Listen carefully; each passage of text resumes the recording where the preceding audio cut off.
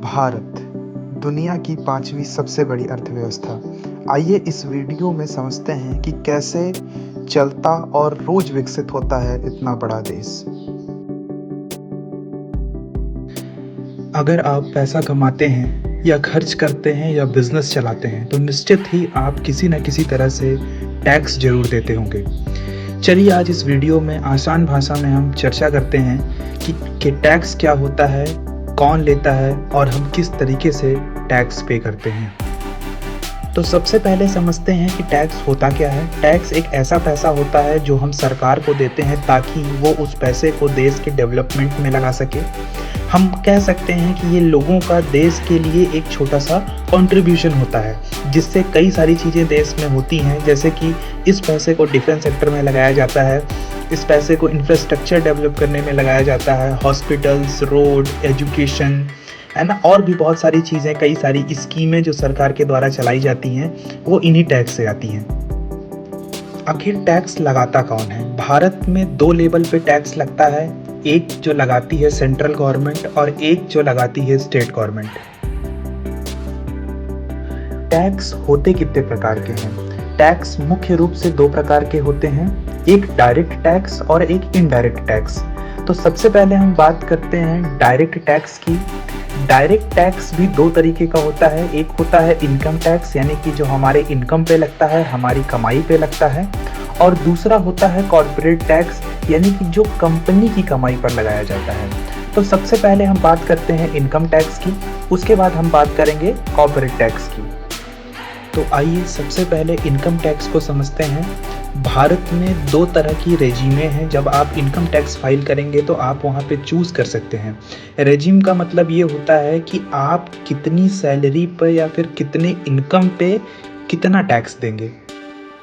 आज की डेट में भारत में दो तरह की टैक्स रेजिम है, जिसमें से पहली है ओल्ड टैक्स रेजिम और दूसरी है न्यू टैक्स रेजिम। तो सबसे पहले बात करते हैं कि ये ओल्ड टैक्स रेजिम क्या है और फिर बात करेंगे कि ये न्यू टैक्स रेजिम क्या है। तो सबसे पहले ओल्ड टैक्स रेजिम को समझते हैं। टैक्स रेजिम आपके इनकम में लगने वाले टैक्स को कम करता है, यानी कि आपको ओल्ड टैक्स रेजिम में कुछ डिडक्शन और कुछ एग्जम्पशंस के ऑप्शंस मिलते हैं, जिसके थ्रू आप अपने इनकम पे लगने वाले टैक्स को कम कर सकते हैं। सबसे पहले डिडक्शन का मतलब समझते हैं। मान लेते हैं कि आपने साल में 10 लाख रुपए अर्न किया, जिसमें से आपने 1.5 लाख रुपीस कहीं पे इन्वेस्ट कर दिए, जैसे कि LIC में, म्यूचुअल फंड में या PPF में। तो जो आपको टैक्स देना पड़ेगा वो सिर्फ 8.5 लाख रुपीस पे टैक्स देना पड़ेगा। 1.5 लाख रुपीस जो आपने इन्वेस्ट कर दिए उस पर कोई टैक्स नहीं देना पड़ेगा। और एग्जेम्पशंस की बात करें तो मान लेते हैं कि आपको 10 लाख रुपए में 1.5 लाख रुपए HRA मिल रहा है, तो आपको उस 1.5 लाख रुपए पे कोई भी इनकम टैक्स देने की जरूरत नहीं पड़ेगी, यानी कि आपको उतने पैसे की छूट मिल जाएगी। आइए अब बात करते हैं न्यू टैक्स रिजीम की। न्यू टैक्स रिजीम में आपको किसी भी तरीके का डिडक्शन या एग्जम्पशंस नहीं मिलता है।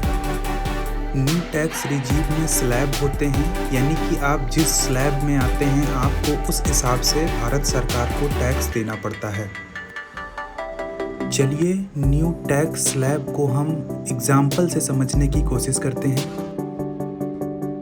मान लेते हैं कि आपकी साल की आमदनी 10 लाख रुपए है, तो उस 10 लाख को हम 3-3 लाख रुपए में डिवाइड कर लेते हैं, यानी कि 3 लाख, 3 लाख और 3 लाख, है ना। और उसके बाद आपका 1 लाख रुपए एक्स्ट्रा बचा। तो चलिए स्लैब के हिसाब से समझते हैं कि आपको टोटल कितना टैक्स देना पड़ेगा। तो पहले 3 लाख रुपए पे आपको कोई भी टैक्स सरकार को नहीं देना है। उसके बाद दूसरे 3 से 6 लाख रुपए का स्लैब आता है, जिस पे आपका टैक्स 5% बनता है, यानी कि लगभग 15,000 रुपये।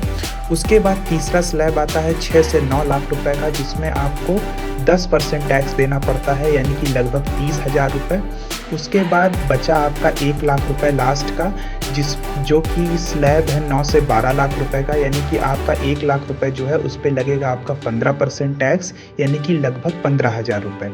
तो अगर हम टोटल जोड़ें कि आपका टैक्स कितना बन रहा है, तो पहले 3 लाख रुपए पे आपको कोई टैक्स नहीं देना पड़ा, दूसरे 3 लाख रुपए पे आपका टैक्स बन रहा है 15,000 रुपए, तीसरे 3 लाख रुपए पे आपका टैक्स बन रहा है 30,000 रुपए, और जो लास्ट का 1 लाख रुपए आपका बचा उस पे आपका टैक्स बन रहा है 15,000 रुपए। यानी कि अगर हम टोटल करें तो लगभग 60,000 रुपए के करीब आपका टैक्स बन रहा है 10 लाख रुपए की सालाना इनकम पे, जो कि आपको सरकार को देना पड़ेगा। ये है नई टैक्स कुछ ज़रूरी चीज़ें और भी हैं, जैसे कि आपके टोटल इनकम पे जो इनकम टैक्स लगा है यानी 60,000 रुपये, उस पर आपको 4% सेस भी देना पड़ेगा, यानी कि लगभग 60,000 का 4% यानी करीबन 2,400 रुपये आपको सेस पे करना पड़ेगा। ये भी एक तरीके का टैक्स है, यानी कि आपकी जो टोटल टैक्स बनेगा वो बनेगा लगभग 62,000 रुपये के आसपास।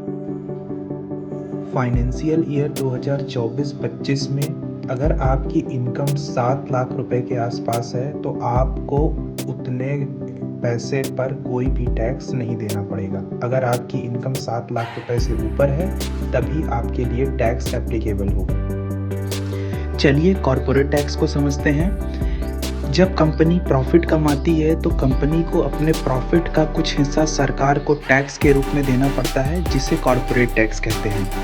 मान लेते हैं कोई कंपनी है जो साल में 1 करोड़ का टर्नओवर करती है, जिसमें से 60 लाख रुपए उसका खर्च है और 40 लाख रुपए उसका प्रॉफिट है। तो कंपनी को 40 लाख रुपए पे सरकार को टैक्स भरना पड़ेगा। चलिए एग्जाम्पल से समझने की कोशिश करते हैं कि सरकार को कंपनी कितना रुपए टैक्स देगी।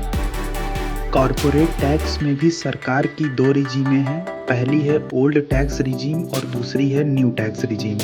अगर कोई कंपनी जिसका टर्नओवर 400 करोड़ से कम है, उसे सरकार को 25% टैक्स प्लस 4% सेस देना पड़ेगा। अगर कोई कंपनी जिसका टर्नओवर 400 करोड़ से ज़्यादा है तो उसे 30% टैक्स देना पड़ेगा। और अगर बात करें न्यू टैक्स रिजीम की, यानी कि जिसमें कंपनी ने किसी तरीके का कोई कटौती या फिर कोई छूट नहीं ली है, तो उसे सरकार को 22% टैक्स प्लस 4% सेस देना पड़ेगा। फॉरेन कंपनीज़ के लिए टैक्स थोड़ा ज़्यादा होता है, यानी कि लगभग कंपनी को 40% के आसपास टैक्स सरकार को देना पड़ता है। चलिए अब इनडायरेक्ट टैक्स को समझने की कोशिश करते हैं। जब हम कोई गुड्स या सर्विस परचेज करते हैं तो सरकार को हमें टैक्स देना पड़ता है, यानी कि हम सरकार को डायरेक्ट टैक्स नहीं देते, बल्कि उस गुड्स या सर्विस में सरकार का टैक्स पहले से ही इंक्लूडेड होता है। उदाहरण से समझने की कोशिश करते हैं। मान लेते हैं कि हमने एक फ़ोन खरीदा जिसकी कीमत 10,000 रुपये है, उसमें 12% GST इंक्लूड होता है, मतलब कि लगभग 1,200 रुपये हम सरकार को टैक्स देते हैं 10,000 रुपये के फ़ोन में। हर गुड्स एंड सर्विस के लिए GST का रेट अलग अलग होता है। अगर बेसिक फूड आइटम है जैसे आटा, दाल, चावल, जिसमें किसी तरीके का कोई GST नहीं लगता।